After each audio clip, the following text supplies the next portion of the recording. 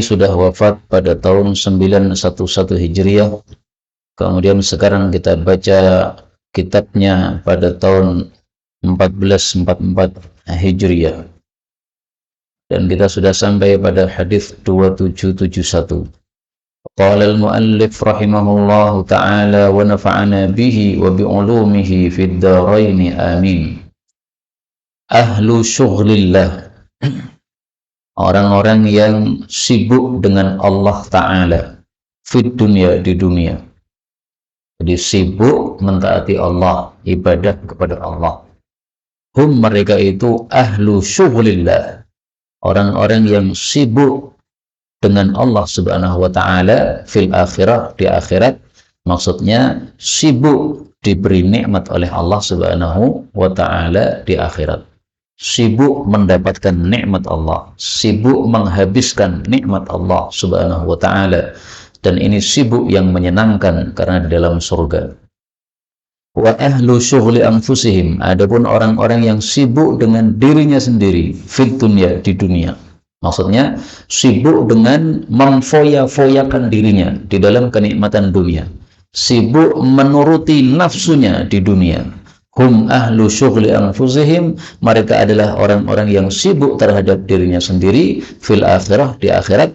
Maksudnya sibuk dengan siksaan Allah Subhanahu wa Ta'ala di akhirat. Hadis ini derajatnya dhaif, tetapi hadis ini semakna dengan kalam Allah Subhanahu wa Ta'ala di dalam Al-Qur'an. Wa amma man khafa maqama rabbih wa nahan nafsa 'anil hawa. Orang-orang yang takut terhadap kedudukan Allah sehingga sibuk dengan amalan-amalan yang meridhakan Allah, dan dia melarang nafsunya dari hawa nafsu, melarang dirinya dari hawa nafsu, maka sungguh dia di dalam jannah tempat tinggalnya, sibuk dengan kenikmatan jannah. Demikian juga sebaliknya, orang-orang yang tagha, melampaui batas, pilih kehidupan dunia, maka tempat tinggalnya dalam neraka jahim, sibuk dengan siksa Allah. Itu semakna dengan ayat tersebut. 2772. Ahwanu, paling ringan, ahlin nari, penghuni neraka, azaban, siksanya, yaumal qiyamah, besok pada hari kiamat, rajulun, seorang laki-laki, yudha'u, yang ditaruh, fi akhmasi, pada bagian tengah, qadamaihi, kedua telapak kakinya, yaitu yang melengkung itu, yang di tengah itu. Diletakkan apa? Jamratani, dua bara api, yaghli minhuma, yang mendidih dengan sebab keduanya, dimaghuhu, otaknya. Hadis ini menunjukkan paling ringannya siksaan di neraka adalah disiksa pada bagian bawah kakinya. Tapi siksanya nembus sampai seluruh tubuh, sampai pada otaknya mendidih. Na'udzubillahi min syarri dzalik. Maka para ulama mengatakan Nabi menyebutkan siksaan paling ringan supaya kita ambil ibrah, bagaimana lagi kalau siksaannya paling dahsyat, nggak bisa terbayangkan. Ini yang paling ringan.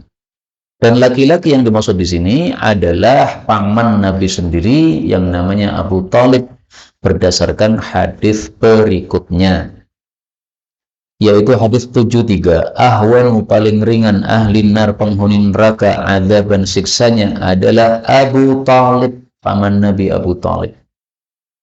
Hadis ini menunjukkan bahwa Abu Thalib itu matinya mati kafir. Buktinya dia termasuk ahli neraka.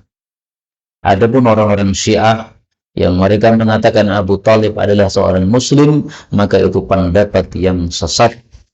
Ibnu Hajar mengatakan, saya sudah membaca satu juz yang isinya tentang riwayat-riwayat bahwa Abu Thalib muslim, tapi semua nggak ada yang sahih. Semuanya tidak ada yang sahih. Abu Thalib matinya kafir. Dalilnya banyak. Yang pertama, hadis ini. Yang kedua, riwayat Abu Dawud. Ketika Abu Thalib mati, apa kata putranya, yaitu Ali bin Abi Thalib? Dia bilang kepada Rasulullah, ya Rasulullah, inna ammaka syaikhad dhal qad mat. Sesungguhnya pamanmu, yaitu si tua yang sesat, itu sudah mati. Anaknya saja menyebutnya apa? Sesat. Matinya sesat kafir. Dalil yang ketiga, Rasulullah menawarkan la ilaha illallah kepada Abu Thalib. Dialah malah mengatakan, saya ikut agama nenek moyang. Berarti nggak mau mengucapkan la ilaha illallah.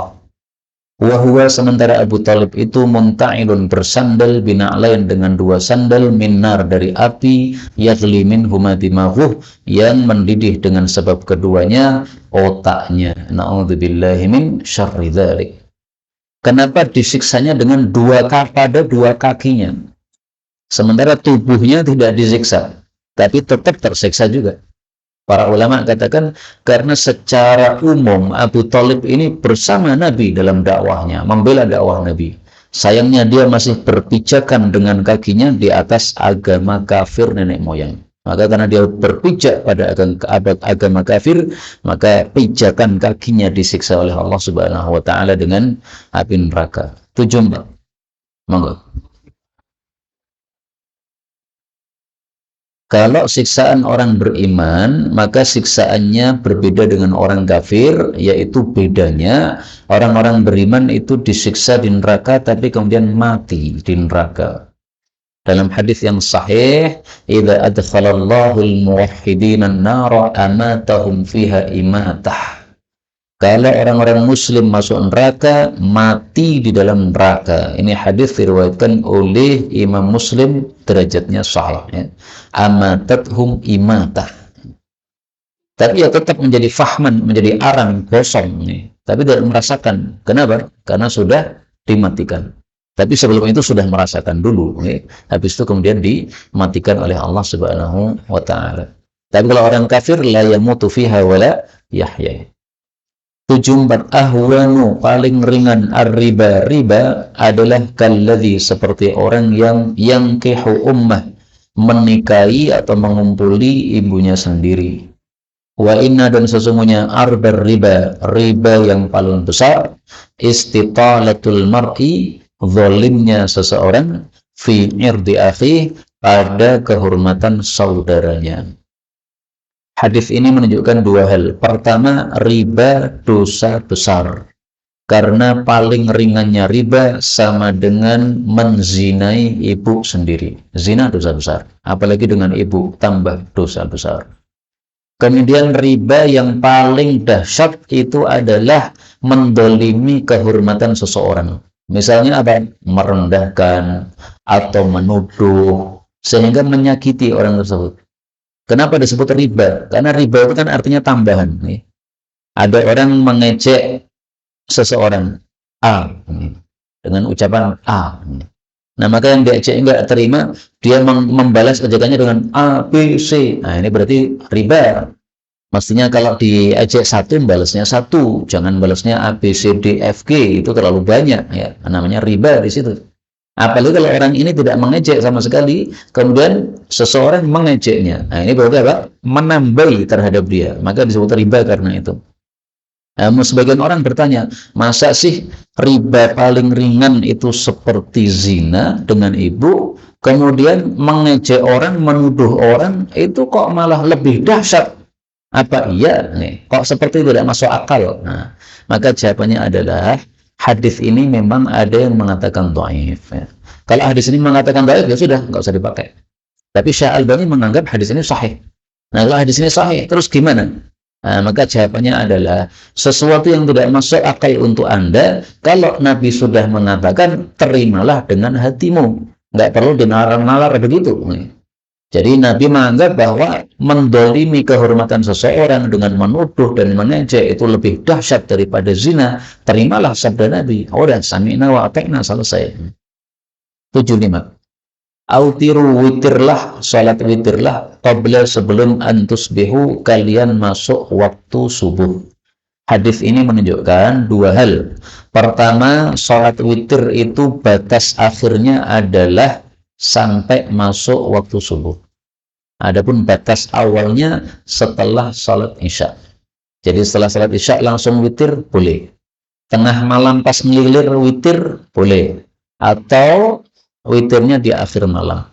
Yang kedua, kalimat qabla, ya, sebelum, ini menunjukkan isyarat bahwasanya witir lebih baiknya menjelang subuh, sebelum subuh. Sehingga lebih bagusnya salat tahajud dulu, kalau sudah selesai tahajud baru ditutup dengan witir. Itu lebih utama daripada witirnya di awal malam. Tapi ini bagi orang yang yakin bisa bangun ya. Tapi kalau yakin tidak bisa bangun, maka lebih bagusnya witirnya sebelum tidur. 76. Utitu aku dikasih mafatiha kunci-kunci kulli syai' segala sesuatu illal khams kecuali 5 perkara. 5 perkara yang dimaksud adalah yang disebutkan pada surat Luqman. Innallaha indahu ilmus sa'ah. Allah saja yang mengetahui kiamat. Kemudian lanjutan ayat itu yaitu surat Luqman ayat 34. Wa ya'lam ma fil arham, juga isinya rahim hanya Allah yang tahu. Wa ma tadri nafsum madza taksibu ghadan, besok apa yang terjadi hanya Allah yang tahu. Wa ma tadri nafsum bi ayyi ardin tamut, di mana kamu akan mati hanya Allah yang tahu. Innallaha alimun khabir. Inilah 5 kunci gaib yang hanya Allah tahu, Nabi Muhammad pun tidak tahu. Tapi hadis ini memang derajatnya dhaif meskipun isinya benar. Yaitu bahwa 5 hal ini hanya Allah yang tahu. Tapi mafatihah kulli syai' ini enggak benar nih. Kalau yang dimaksud adalah Nabi mengetahui segala ilmu gaib selain 5 ini juga enggak benar nih. Karena Nabi itu tidak tahu apa yang dilakukan oleh umatnya setelah beliau wafat. Beliau wafat, kemudian umatnya bertingkah pola apa, Nabi tidak ngerti. Dalam hadis tentang haud atau telaga Nabi, ada umat Nabi yang ingin masuk telaga Nabi, diusir oleh Allah. Enggak boleh, kamu enggak berhak. Maka Rasulullah membela, ini termasuk dari umatku. Maka Allah mengatakan, kamu tidak tahu apa yang dilakukan oleh mereka setelah kamu wafat. Nah, maka Nabi tidak mengetahui apa yang yang terjadi setelah beliau wafat. 77. Utiya telah diberi Nabi Musa al-alwah, yaitu lauh-lauh, papan-papan, yaitu maksudnya kitab Taurat, alwah Taurat. Wa utitu, sementara saya dikasih oleh Allah al-mathaniya, surat-surat mathani. Maksudnya surat mathani itu sebanding dengan surat kitab Taurat. Surat Mathani adalah surat-surat yang ayatnya 100 ke bawah. Adapun yang ayatnya di atas 100 itu disebut al-mi'in. Maka surat-surat Quran ada 4 macam.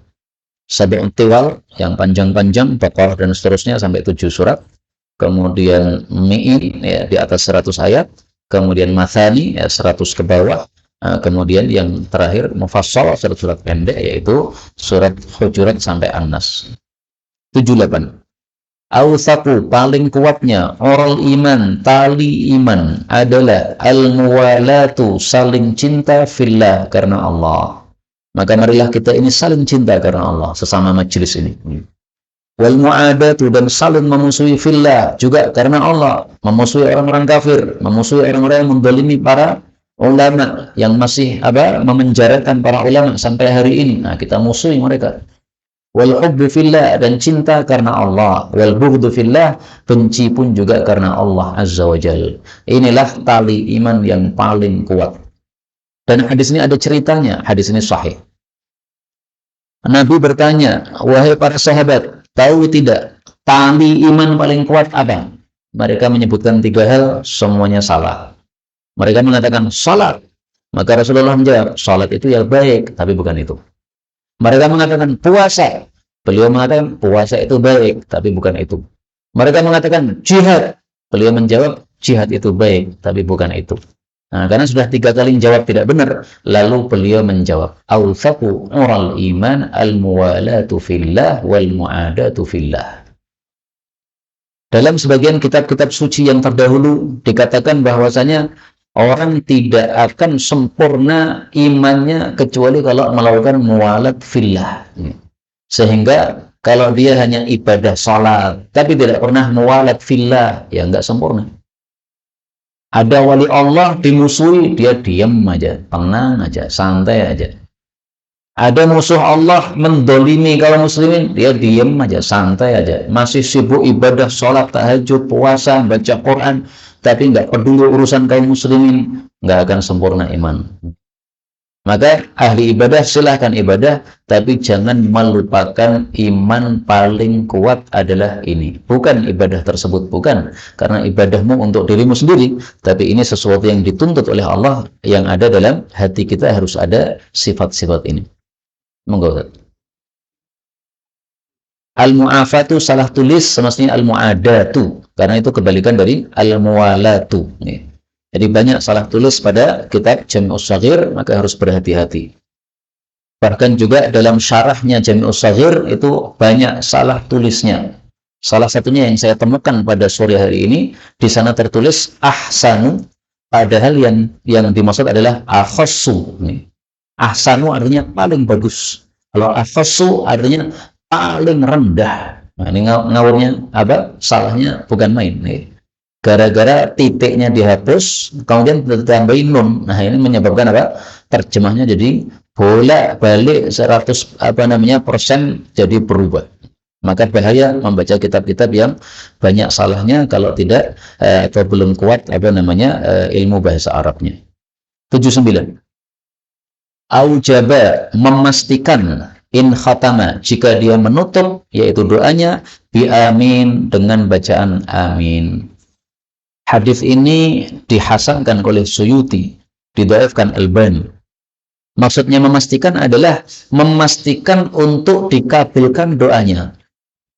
Ada juga yang mengatakan memastikan untuk masuk surga.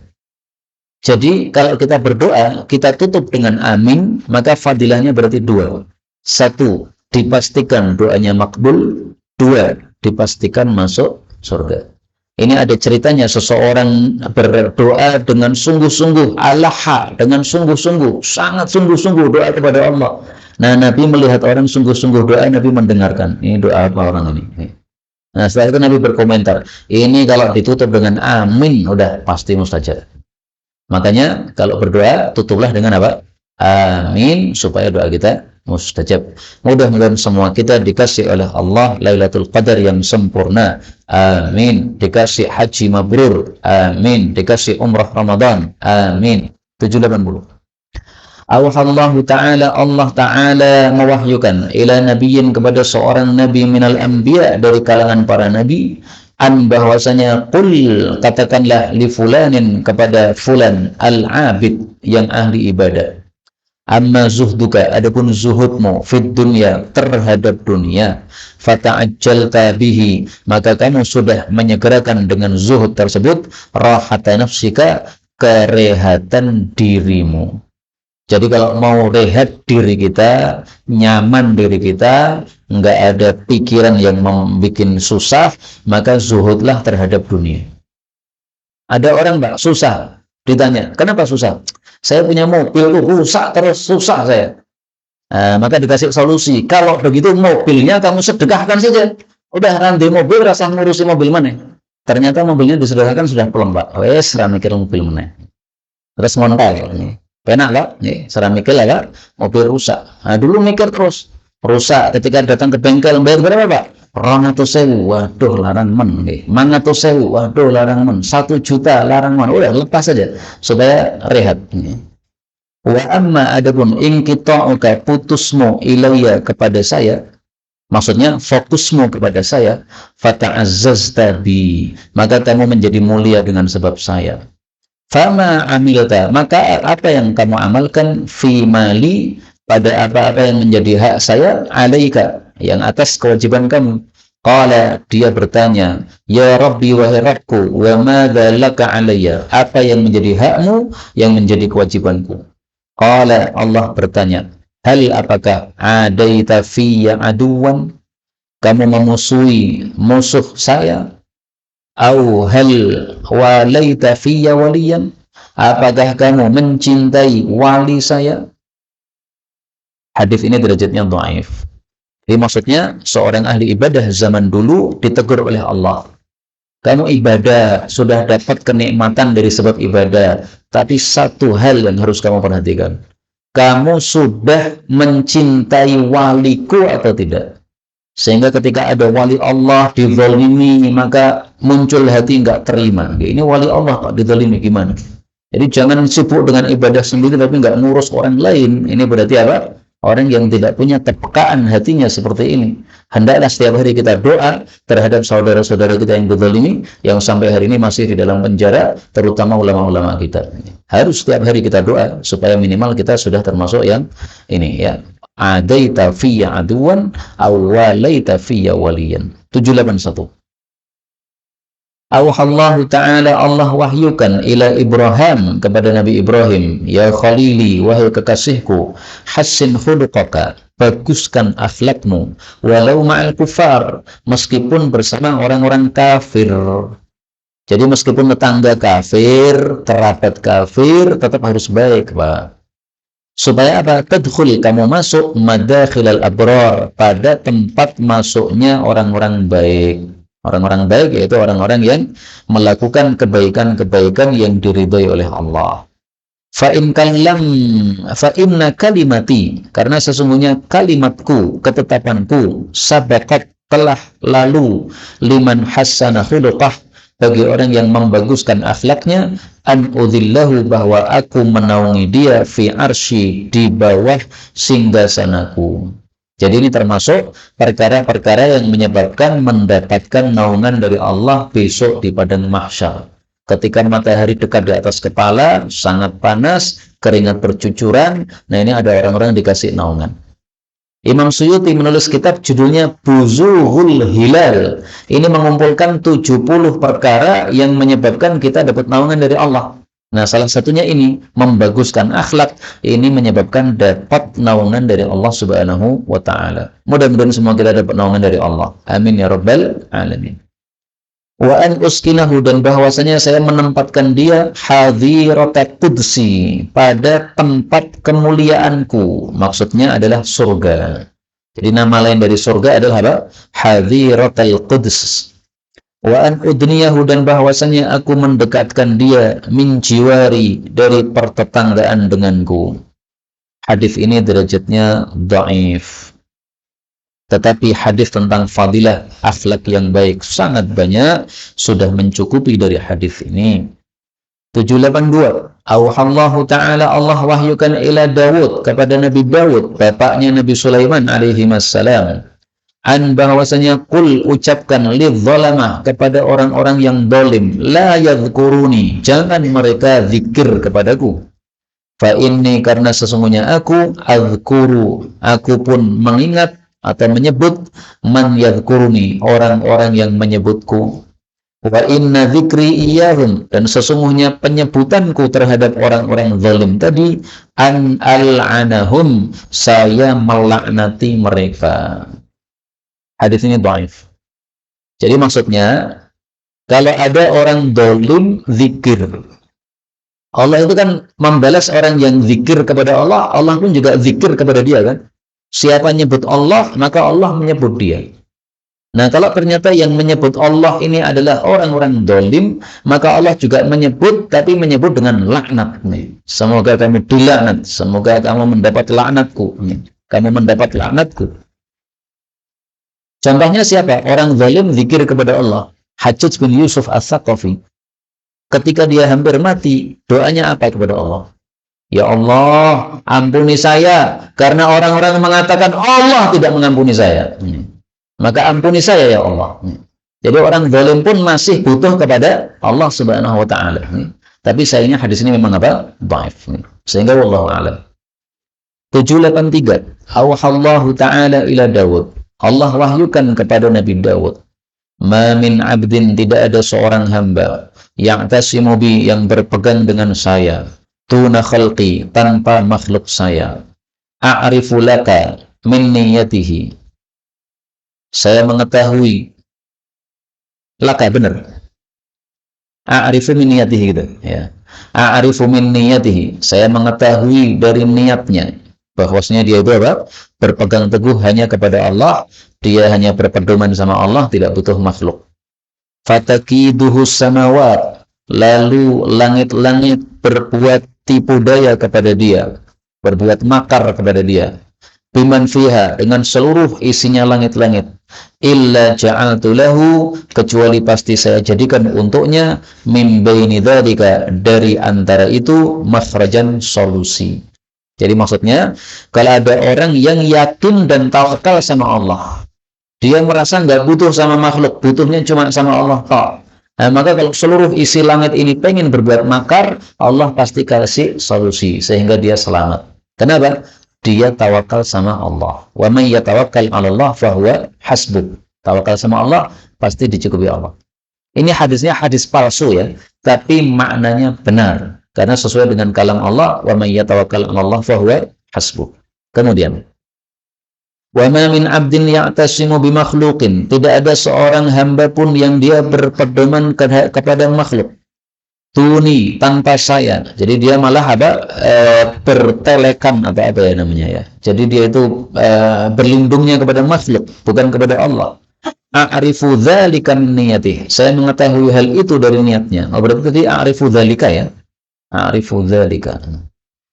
Illa kecuali qata'tu, saya potong, saya putus asbabas samai, jalur-jalur langit, baina yadayhi, di hadapan dia, wa arsahtu, dan saya pancapkan, saya tancapkan hawa nafsu min tahti qadamaihi, dari bawah kedua kakinya.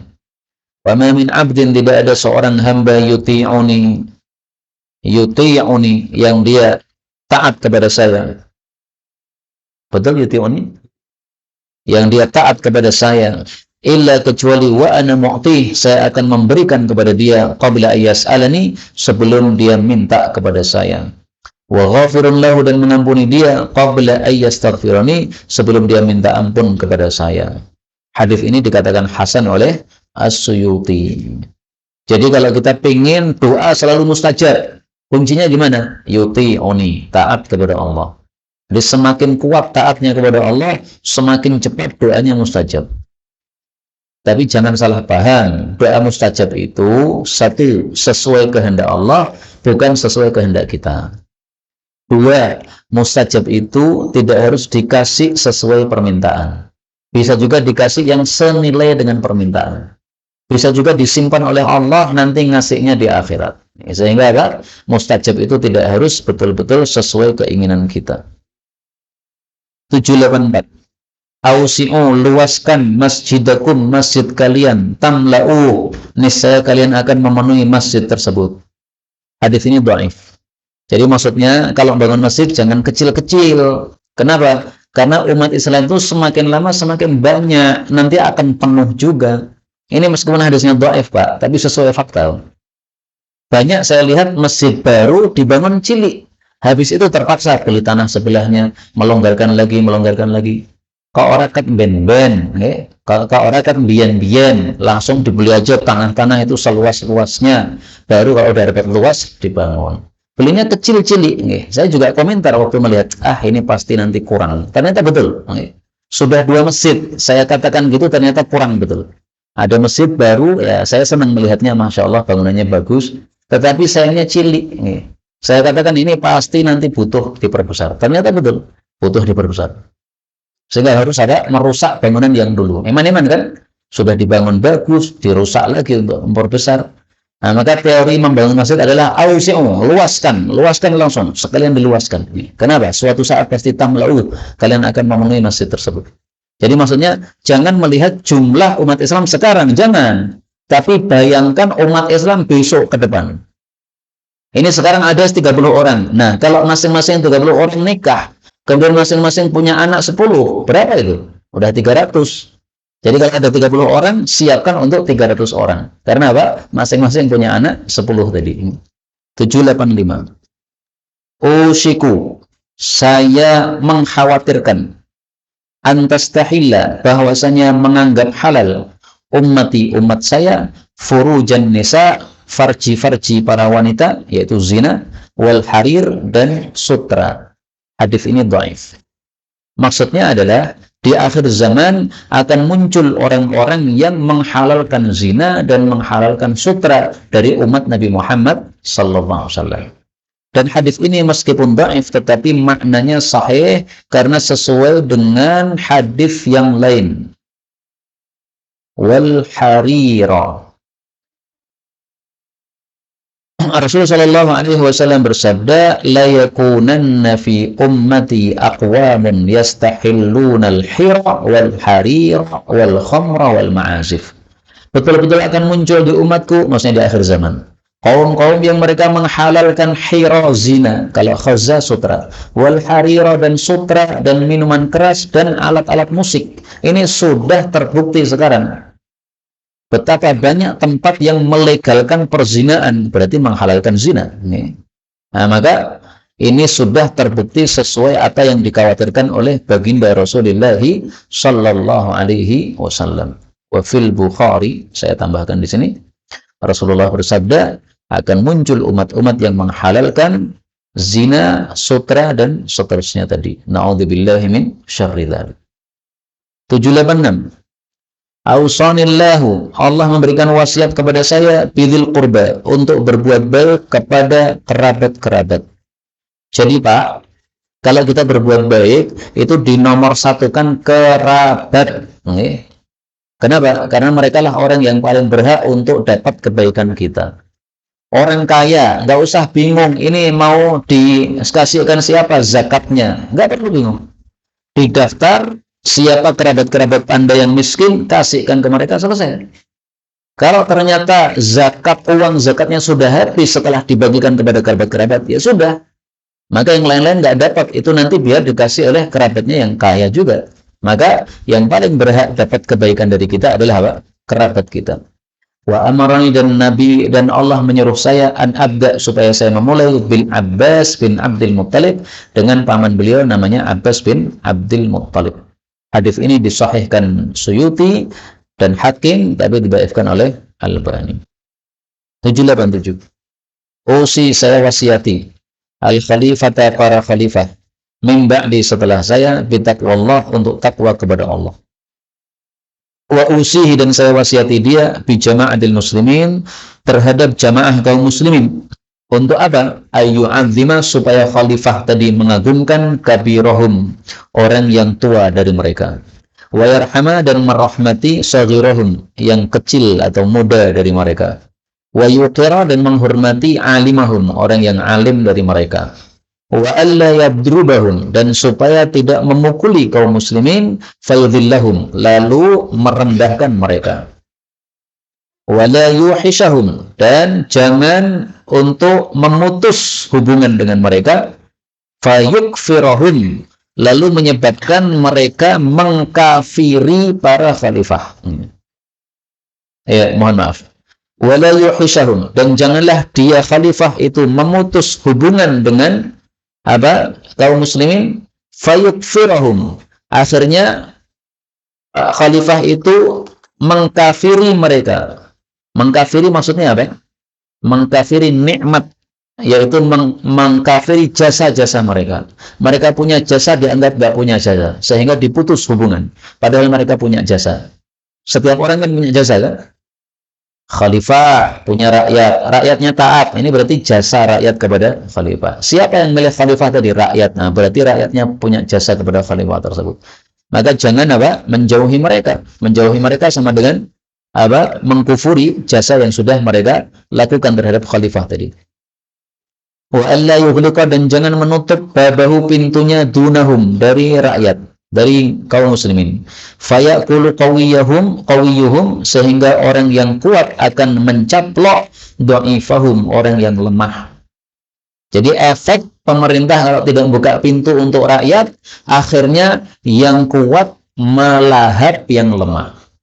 Tapi kalau presiden ini buka pintu, open door-nya setiap saat untuk rakyatnya, maka setiap ada rakyat yang terzalimi bisa datang kepada presiden menyampaikan kezaliman yang dia alami. Nah, tidak mungkin ada kezaliman lagi. Tidak mungkin orang kuat akan caplok orang miskin. Kenapa? Orang miskin bisa lapor, nanti orang kuat yang zalim akan dikentes oleh presiden tadi, sehingga tidak berani untuk zalim lagi. Ini kalau pemimpinnya buka pintu terhadap rakyatnya. Tidak seperti zaman sekarang. Dan hadis ini disahihkan oleh As-Suyuti. 788. Usika, aku wasiati kamu, alla takuna, bahwa kamu tidak menjadi la'anan, orang yang suka melaknat. Hadis ini disahihkan Al-Albani. Jadi jangan menjadi orang yang mudah-mudah mengatakan terlaknat kamu, mudah-mudahan kamu dilaknat Allah. Jangan begitu. Karena apa? La yakunul la'anuna, orang-orang yang suka melaknat tidak akan menjadi syufa'a, pemberi syafaat, tidak pula menjadi saksi besok pada hari kiamat. Hadis riwayat Muslim. Maka dijaga mulutnya, jangan mudah melaknat. 789. Usika, saya wasiati kamu, supaya kamu malu minallahi, kepada Allah Ta'ala, kama tastahyi, sebagaimana kamu malu minar rajuli salih, dari seorang laki-laki yang saleh, min qaumik, dari kaummu. Hadis ini, kata para ulama, ma ablaghahu, betapa dahsyatnya hadis ini memberikan nasihat. Kenapa? Karena kalau kita punya rasa malu kepada seseorang yang terpandang, maka kita bayangkan orang itu selalu mengawasi kita. Kita akan menjaga perbuatan kita dari perbuatan-perbuatan yang tidak tercela. Misalnya orang mau maling, ya. Siapa orang yang dia anggap mulia? Kalau bapak dia, nah, maka sebelum maling itu dia bayangkan, maling ini dilihat oleh bapak saya. Mau nggak kamu maling dilihat bapakmu? Nggak mau saya, malu saya. Nah, berarti jangan maling. Kemudian seseorang misalnya melakukan kezaliman kepada orang lain, sementara dia melakukan kezaliman itu dilihat oleh orang yang dia muliakan. Misalnya dia punya guru ini paling dia muliakan. Maka apakah dia berani berbuat zalim kepada seseorang? Kepada sesama santri misalnya, sementara dilihat oleh gurunya, nggak berani kan? Nah, maka sebelum melakukan perbuatan yang tidak baik, disuruh oleh Nabi untuk membayangkan ada orang saleh yang kita hormati, yang mengetahui perbuatan kita tersebut. Niscaya kita akan berhenti sendiri. Para ulama mengatakan ada tiga hal yang manusia malu kepadanya. Satu, malu kepada orang lain yang dianggap baik, yang dianggap punya martabat. Dua, malu kepada diri sendiri. Tiga, malu kepada Allah Subhanahu wa Ta'ala. Nah, maka kalau kita kondisinya tidak bisa malu kepada Allah dan tidak bisa malu kepada diri sendiri, maka hadirkan orang yang engkau malu darinya. Kamu malu melakukan sesuatu ketika ada siapa? Ketika ada guru saya. Nah, hadirkan guru itu dalam bayangan seolah-olah beliau ada di sini, sehingga saya tidak mau melakukan ini. Kalau saya melakukan ini, ada guru saya malu sekali saya. Nah, ya berarti kalau begitu, kamu hadirkan terus gurumu itu setiap kamu berada di suatu tempat, sehingga guru ini seolah-olah melihat, sehingga tidak berani apa? Melakukan perbuatan tersebut. Terakhir ya, 790.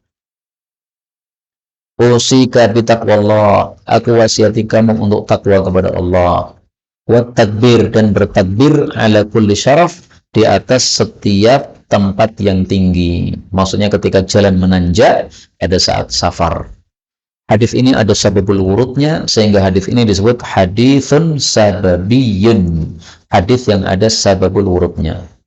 Seseorang datang kepada Rasul, ya Rasulullah, saya mau safar, tolong saya dikasih wasiat. Maka beliau mengatakan, saya wasiati dua ya. Saya wasiati takwa kepada Allah. Yang kedua, kalau melewati jalan yang menanjak, takbirlah. Para sahabat bersama Rasulullah, kalau safar, kalau naik itu takbir. Kalau turun itu tasbih. Kenapa? Mereka kalau naik takbir, kalau turun tasbih. Kenapa? Karena menyamakan kondisi ketika sholat. Sholat bangkit mengucapkan apa? Allahu Akbar. Tapi ketika turun ruku, Subhana Rabbiyal Azim. Ketika sujud, Subhana Rabbiyal A'la. Nah, maka disamakan dengan kondisi sholat. Maka naiknya takbir, turunnya tasbih. Demikian disebutkan oleh sebagian ulama. Wallahu a'lam.